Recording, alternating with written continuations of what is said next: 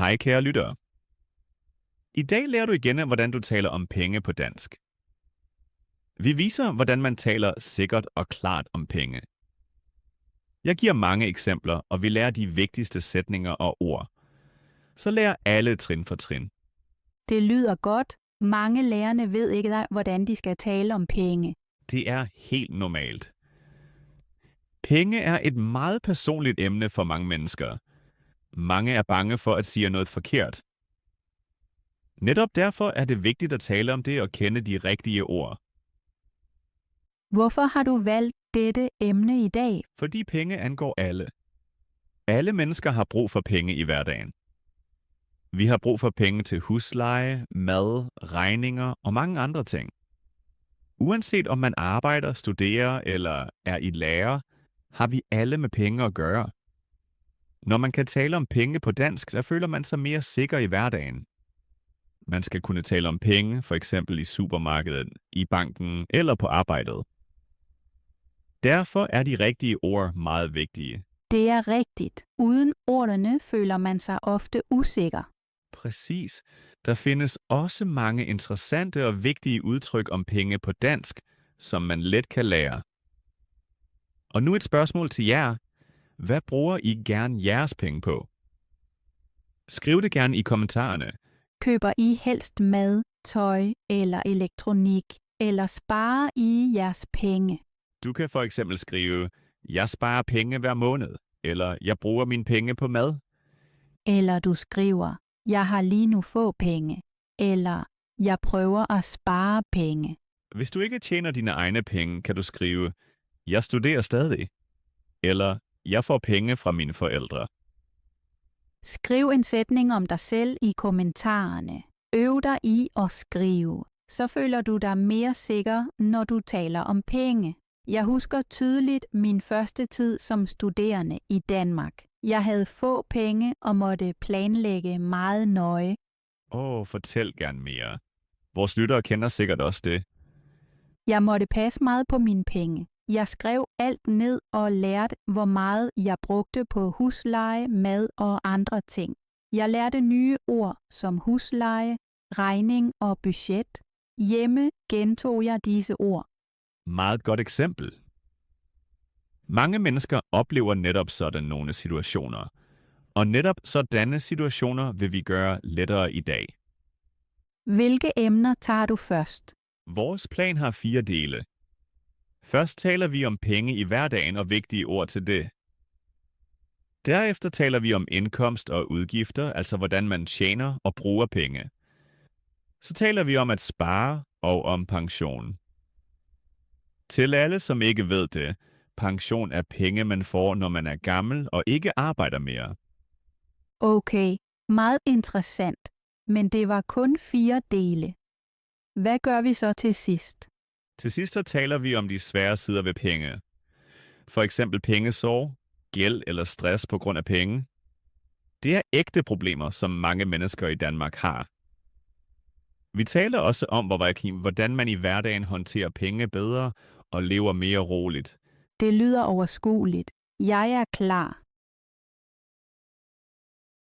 Så starter vi med første del. Først så lærer vi os, hvordan man siger, hvad man arbejder som. Det er ofte den første sætning, man bruger, når man taler om arbejde. Præcis. Mange lærerne spørger, hvordan man siger det rigtigt på dansk.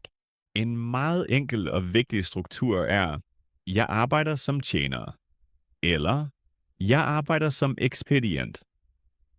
Denne form bruger man meget ofte. Man kan også sige, jeg er lærer af fag, eller jeg er mekaniker af fag. Begge former er rigtige og meget typiske på dansk. Du kan bruge dem i hverdagen. Nu ved vi, hvordan man taler om sin egen stilling. Men hvordan spørger man andre om deres job? Det er et rigtig godt spørgsmål. Der findes enkle og høflige spørgsmål, som man ofte bruger. Hvilket spørgsmål er det vigtigste? Det enkleste spørgsmål er, hvad arbejder du med? Det hører man meget tit i hverdagen. Og hvis man vil være mere høflig, Så kan man sige, hvad laver de til daglig? Denne form bruger man for eksempel på arbejdet eller med fremmede personer. Findes der andre spørgsmål? Ja, man kan også spørge, hvad er dit job? Eller, hvad er du af fag? Disse spørgsmål er gode til samtaler med kolleger eller nye mennesker. Ofte kommer derefter spørgsmålet, hvor arbejder du? Præcis. Det spørgsmål hører man meget ofte. Man kan svare kort, jeg arbejder på kontor, eller jeg arbejder i en virksomhed. De svar er korte og klare og gode i hverdagen. Hvis man vil, kan man også være mere præcis og give flere oplysninger. For eksempel, Man kan for eksempel sige, jeg arbejder på en restaurant i centrum, eller jeg arbejder i en virksomhed i København. Så forstår den anden person bedre, hvor du arbejder. derefter spørger man ofte, hvad man laver på arbejdet. Rigtigt. Et typisk spørgsmål er, hvad laver du på arbejdet? Også her kan man svare enkelt. Man kan sige, jeg arbejder med mennesker, eller jeg arbejder ved computeren. Det er meget generelle, men vigtige svar. Man kan også blive mere konkret. Præcis. Man kan sige, jeg hjælper kunder, eller jeg sælger produkter. Disse sætninger passer til mange jobs og er meget nyttige. Nu taler vi om arbejdstiden. Ja, det er et meget vigtigt emne. Et typisk spørgsmål er, arbejder du fuld tid eller deltid? Man kan nemt svare, jeg arbejder fuld tid, eller jeg arbejder deltid. Disse ord hører man meget ofte på arbejdet. Man spørger også til arbejdstiderne. Præcis. For eksempel med spørgsmålet, hvordan er dine arbejdstider? Så kan man sige, jeg arbejder fra mandag til fredag, eller jeg arbejder i weekenden. Man kan også kombinere sætningerne. Og nogle gange spørger man til teamet. Rigtigt.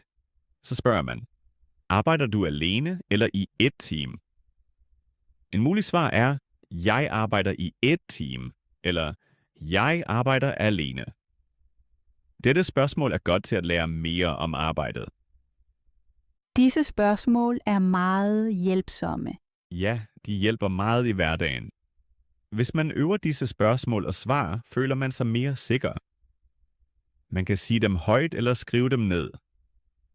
Så lærer man trin for trin at tale sikkert om sit arbejde på dansk. Og ingen frygt for fejl. Præcis. Fejl er en del af at lære. Øvelse giver sikkerhed. Nu starter vi med den første del. Vi taler om penge i hverdagen. Det er et meget vigtigt emne, fordi vi bruger penge hver dag. Og helt ærligt, jeg havde i starten i Danmark nogle pinlige situationer med penge. Ja, det havde jeg også. Penge i hverdagen var i starten meget svært for mig, især på grund af sproget. Præcis. Jeg husker tydeligt mit første indkøb i supermarkedet. Jeg ville betale, men jeg vidste ikke, hvordan jeg skulle spørge rigtigt. Kassedamen sagde noget, og jeg forstod det ikke. Handlede det om kontant eller med kort? Ja, netop. Hun spurgte, kontant eller med kort? Jeg stod der og vidste ikke, hvad jeg skulle svare. Det var meget pinligt for mig. Det kender jeg. Noget lignende skete for mig. Jeg havde kontanter, men jeg forstod ikke spørgsmålet og nikkede bare. Ja, næsten alle kender sådanne situationer. Derfor er disse ord så vigtige. Vigtige ord er penge, betale, pris, dyr og billig. I starten vidste jeg heller ikke, hvordan man spørger om prisen. Præcis. En meget vigtig sætning er, hvad koster det? Den sætning bruger man hver dag. For eksempel i supermarkedet, på café eller i en butik. Jeg pegede tidligere bare på prisskiltet. Det gjorde jeg også, men med de rigtige ord føler man sig meget mere sikker. Nu taler vi om kontanter og kort. Det var også nyt for mig. For mig også. I Danmark betaler mange mennesker med kort eller mobile pay, men nogle gange har man brug for kontanter. Kontanter er sedler og mønter. Præcis. Nu taler vi om penge til boligen. Det er et meget vigtigt emne for mange mennesker. Ja, det er rigtigt. Penge til boligen er ofte den største del af udgifterne. Et meget vigtigt ord er husleje. Husleje er de penge, man betaler hver måned for sin bolig. Jeg husker tydeligt min første bolig. Det gør jeg også. I starten troede jeg, at huslejen var alt. Men senere lærte jeg, at der også findes ekstra omkostninger. Det overraskede mig. For mig også. Ekstra omkostninger er ekstra udgifter. Det er for eksempel strøm, vand og varme. Disse udgifter kommer oven i huslejen. I starten forstod jeg ikke, hvorfor jeg skulle betale ekstra penge. Præcis. Så får man ofte en regning. En regning er altså et papir eller en mail, der viser, hvor meget man skal betale. Jeg var usikker, da jeg fik min første regning. Sådan har mange det. Man kan sige, jeg har fået en regning. Eller, jeg skal betale regningen. Disse sætninger er meget vigtige i hverdagen. Nu taler vi om penge til mad. Ja, mad er vigtigt hver dag. Mange siger, jeg bruger mange penge på mad. Det betyder, at man betaler meget for mad. I starten brugte jeg mange penge på mad, fordi jeg ofte spiste ude. Det kender jeg godt. Senere lærte jeg at sige, jeg laver mad hjemme, det er billigere. Billig betyder, at noget koster lidt penge.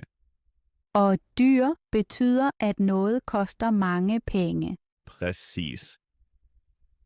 Disse ord hører man meget ofte. Man kan sige, det er billigt, eller det er dyrt, eller også, det er for dyrt for mig. Det tænkte jeg længe, men jeg sagde det ikke. Ja, mange tør ikke sige det. Men det er vigtigt at kunne sige det. Nu taler vi om at spare. At spare var i starten virkelig svært for mig. For mig også. At spare betyder, at man ikke bruger pengene med det samme. Man gemmer dem til senere, for eksempel til fremtiden eller til en ferie. Jeg er begyndt at skrive mine udgifter ned. Det er en meget god metode. Udgifter er de penge, man bruger. Når man skriver udgifterne ned, får man bedre overblik. Overblik betyder, at man præcist ved, hvor mange penge man har. Præcis. Overblik betyder, at man ved, hvad man bruger penge på. Man ved også, hvor meget der er tilbage, og det giver tryghed. Tryghed er meget vigtig, når det handler om penge. Ja, især når man bor i et nyt land. Når man kender de vigtige ord, er man mindre bange og føler sig mere sikker. Sprog hjælper meget i hverdagen. Nu kommer vi til næste del. Vi taler om indkomst og udgifter.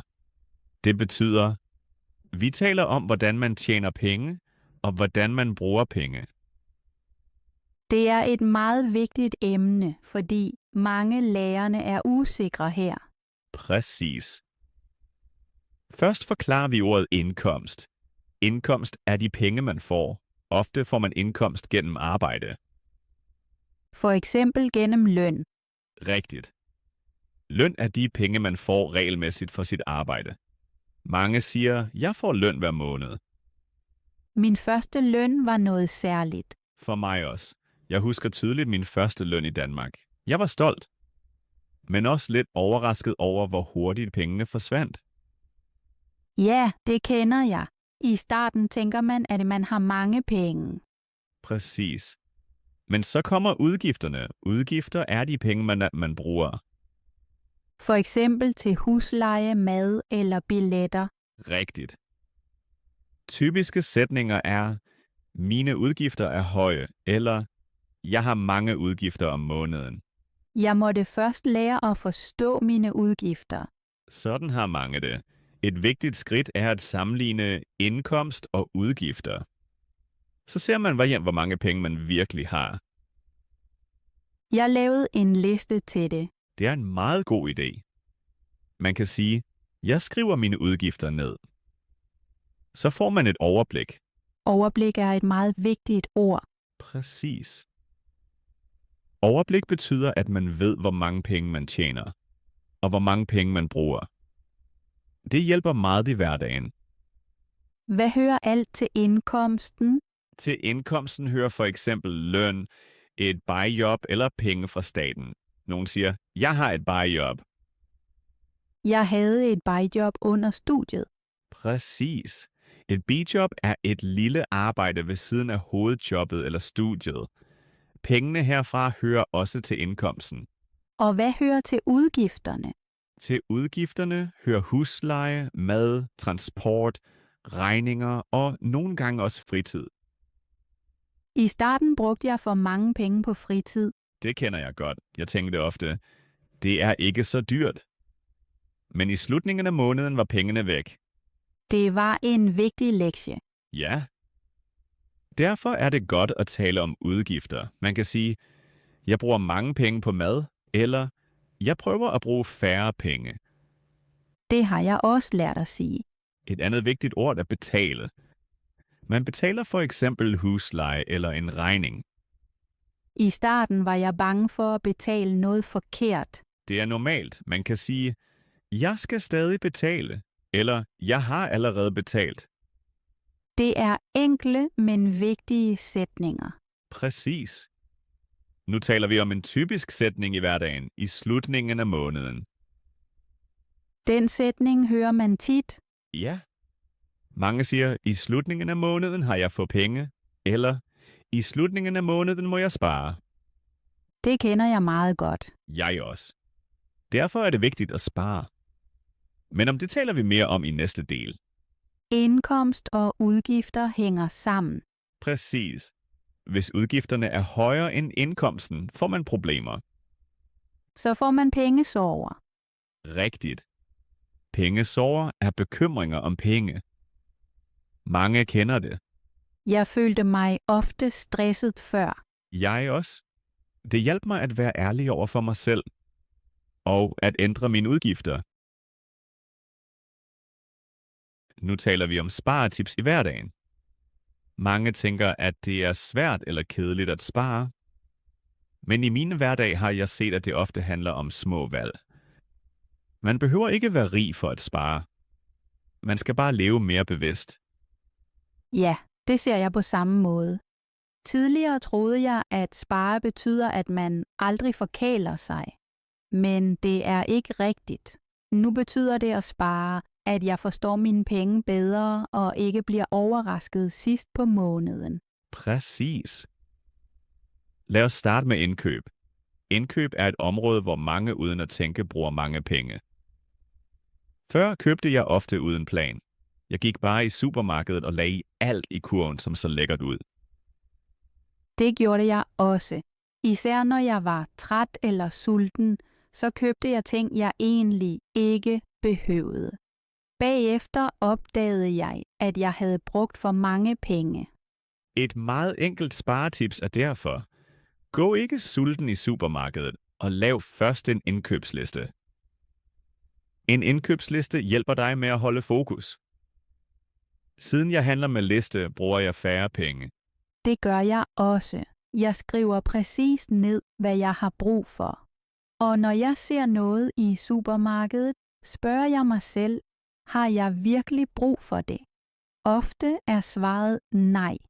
Et andet vigtigt punkt er at sammenligne. Mange køber altid det samme mærke. Men ofte findes billigere produkter, der er lige så gode. At sammenligne betyder at sammenligne priser og vælge bevidst. I starten turde jeg ikke købe billigere mærker. Jeg troede, de var dårligere, men det passer ofte ikke. I dag prøver jeg nye produkter og sparer penge. Nu taler vi om mad i hverdagen. Mad er et stort tema, når man vil spare. Tidligere spiste jeg meget ofte på restaurant eller bestilte mad. Det var nemt, men også meget dyrt. Det var det samme for mig. Jeg opdagede først senere, hvor mange penge jeg brugte på at spise ude. Da jeg begyndte at lave mad hjemme, så sparede jeg mange penge. At lave mad hjemme er ikke kun billigere, men ofte sundere. Et andet sparetips er at lave mad til flere dage. Det kaldes forberedning eller meal prep. Så sparer man tid og penge. Jeg laver ofte mad om søndagen til flere dage, så skal jeg ikke tænke over maden i hverdagen, og jeg køber mindre impulsivt mad. Nu et emne, mange undervurderer. Kaffe og småudgifter. En kaffe på farten koster ikke meget, men hver dag bliver det dyrt. Jeg blev chokeret, da jeg engang regnede på det. En kaffe hver dag er mange kroner sidst på måneden. Præcis. Jeg tager nu tit min kaffe med hjemmefra. Det er et lille skridt, men det sparer mange penge. For mig var det en stor forandring. I starten var det uvant, men nu føles det normalt. Nu taler vi om aftaler og abonnementer. Aftaler er for eksempel mobilabonnementer eller streamingtjenester. Mange betaler for ting, de næsten ikke bruger. Sådan var det også for mig. Jeg havde abonnementer, som jeg havde glemt. Det havde jeg også. Et sparetips er, tjek dine aftaler regelmæssigt. Man kan sige, jeg opsiger aftalen, eller jeg skifter udbyder. Det sparer ofte mere, end man tror. Et andet hverdagsråd er, reparere i stedet for at købe nyt. Hvis noget går i stykker, behøver man ikke straks noget nyt. Jeg har lært at reparere små ting selv, eller få dem repareret. Det sparer penge og er godt for miljøet. Miljø er også et vigtigt ord, når man taler om at spare. I dag føles det ikke længere som afsavn og spare for mig. For mig heller ikke. At spare giver mig en god følelse, fordi jeg har kontrol over mine penge. Og man kan stadig forkæle sig selv en gang imellem. Præcis. At spare betyder ikke, at man aldrig må købe noget dejligt. At spare betyder at vælge bevidst. Det er da en smuk tanke. Til sidst en lille øvelse til jer. Tænk på jeres hverdag. Hvor kan I spare lidt penge i dag? Måske ved indkøb, mad eller småudgifter. Skriv en sætning om det. For eksempel, jeg handler med en indkøbsliste. Eller, jeg laver oftere mad hjemme. Skridt for skridt bliver det lettere at spare. Og man føler sig mere tryg. Præcis. I næste del taler vi om pengeproblemer og hvordan man taler om dem. Nu kommer vi til det sidste kapitel. Vi taler om pengeproblemer i hverdagen. Det er et emne, næsten alle kender, selvom man ikke taler gerne om det. Ja, pengeproblemer er meget tæt på hverdagen. For eksempel sidst på måneden. Præcis. Mange siger, sidst på måneden har jeg for penge. Eller, mine penge rækker ikke til månedens ende. Det har jeg tit tænkt, men ikke sagt. Det har mange det sådan. Et typisk hverdagsproblem er en uventet regning. For eksempel for strøm, internet eller mobil. Jeg husker en høj elregning. Jeg blev helt overrasket. Jeg også. I sådan et øjeblik tænker man ofte, hvordan skal jeg betale det? Det giver stress. Stress på grund af penge føles meget tungt. Ja. En vigtig sætning er, jeg har pengebekymringer lige nu. Eller enklere, jeg har lidt penge i øjeblikket. Disse sætninger er ærlige og vigtige. Præcis. Et andet hverdagsord er gæld. Gæld betyder, at man skal betale penge tilbage. For eksempel når man betaler en regning for sent. Præcis. Eller når man har lånt penge. En typisk sætning er, jeg skal betale penge tilbage. Ordet gæld lyder meget negativt. Ja, men gæld kan ske. Det vigtige er ikke at lukke øjnene. I hverdagen hjælper det at reagere tidligt. Hvad mener du med det? For eksempel at handle straks, når man mærker, at det bliver stramt. Man kan sige, jeg har brug for mere tid til at betale. Det turde jeg ikke før. Jeg heller ikke. Men mange firmaer forstår det. Man kan ringe eller sende en mail. Det er godt at vide. Et andet meget typisk hverdagstema er shopping. Man står i butikken og tænker, skal jeg købe det eller ej? Det kender jeg godt. I sådan øjeblikke hjælper en enkelt tanke. Har jeg virkelig brug for det? Eller kan jeg undvære det? Undvære betyder at lade være med at købe noget. Præcis. At undvære betyder ikke, at man aldrig køber noget lækkert. Det betyder bare at vælge bevidst. Det har hjulpet mig meget. Mig også.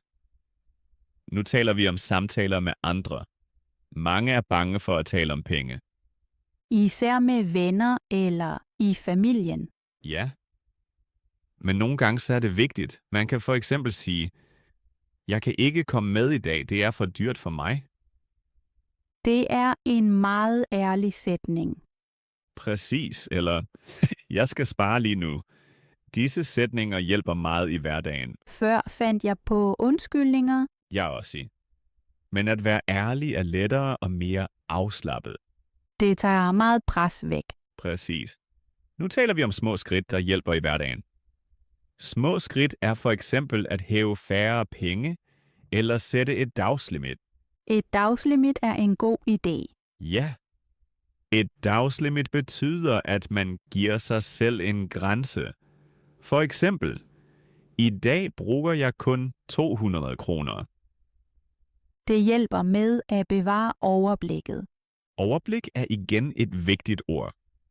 Overblik betyder, at man ved, hvor mange penge man har. Når man har overblik, har man mindre frygt. Præcis. Frygt og penge hænger ofte sammen. Hvis man ikke ved, hvor mange penge man har, føler man sig usikker. Det har hjulpet mig at tjekke min konto regelmæssigt. Mig også. Ikke kigge væk, men kigge. Det er vigtigt. Selvom det nogle gange er ubehageligt. Præcis. Nu et meget hverdagsnært punkt at tage imod hjælp. Mange tror, de skal klare alt alene. Det troede jeg også. Men at tage imod hjælp er ikke et tegn på svaghed. Man kan for eksempel sige, jeg har brug for hjælp med mine penge. Det er en modig sætning. Ja. Men den åbner døre. Venner, familie eller rådgivningscentre kan hjælpe. Det vidste jeg ikke før. Til sidst vil vi sige jer noget vigtigt. I er ikke alene. Præcis. Pengeproblemer er en del af livet for mange, især i starten i et nyt land. Før vi slutter, vil vi kort tale med jer. Vi er meget nysgerrige på, hvordan I oplevede denne episode. Præcis. Hvordan synes I om podcasten indtil nu? Var emnet penge hjælpsomt for jer? I dag har vi talt om mange ting. Om penge i hverdagen, om indkomster og udgifter, om at spare og om pengeproblemer. Vi har også delt personlige erfaringer og talt om situationer, som mange af jer sikkert kender. For eksempel indkøb, betale regninger, spare i hverdagen eller stress på grund af penge. Nu vil vi gerne vide, hvilke dele var mest hjælpsomme for jer, Var det forklaringerne til ordene eller hverdagssituationerne? eller måske de personlige historier. Skriv gerne i kommentarerne, hvad I kunne lide, og hvad der virkelig hjalp jer. Og helt ærligt, er der noget, vi kan forklare bedre? Måske var noget for hurtigt eller for svært. Eller I ønsker endnu flere eksempler? Vi er også nysgerrige på, hvilke emner I ønsker i fremtiden. Vil I have flere podcasts om penge, for eksempel om at spare, bank eller aftaler? Eller interesserer andre hverdagsemner jer? For eksempel bolig, sundhed, skole eller arbejde? Eller måske korte historier på letdansk? Skriv gerne, hvilke emner, der hjælper jer med at lære dansk. Vi laver denne podcast for jer. Jeres feedback hjælper os meget. Måske hører I podcasten på en gåtur under lektierne eller på vej til arbejde. Og måske har denne podcast fulgt jer i noget tid. Tak for det. Til sidst vil vi kort opsummere, hvad der var vigtigt i dag. Penge er et emne, der berører alle. Og at tale om penge er ikke altid let, især på et andet sprog. Men med enkle ord og sætninger bliver det lettere skridt for skridt. I har i dag hørt mange vigtige ord og lært mange typiske sætninger. For eksempel om indkøb, at spare eller pengeproblemer. Hvis I vil, så hør episoden igen, eller stop undervejs og gentag sætningerne højt. Det hjælper meget i læringen. Og glem ikke, I behøver ikke at tale perfekt. Vigtigt er, at I taler og øver. Nu er vi spændte på jeres mening. Hvad synes I om podcasten? Hvad kan vi gøre bedre? Og hvilke emner skal vi tage op næste gang? Skriv gerne jeres tanker i kommentarerne. Vi læser alt. Tak fordi I lyttede og deltog. Og på gensyn til næste episode. Vi ses snart.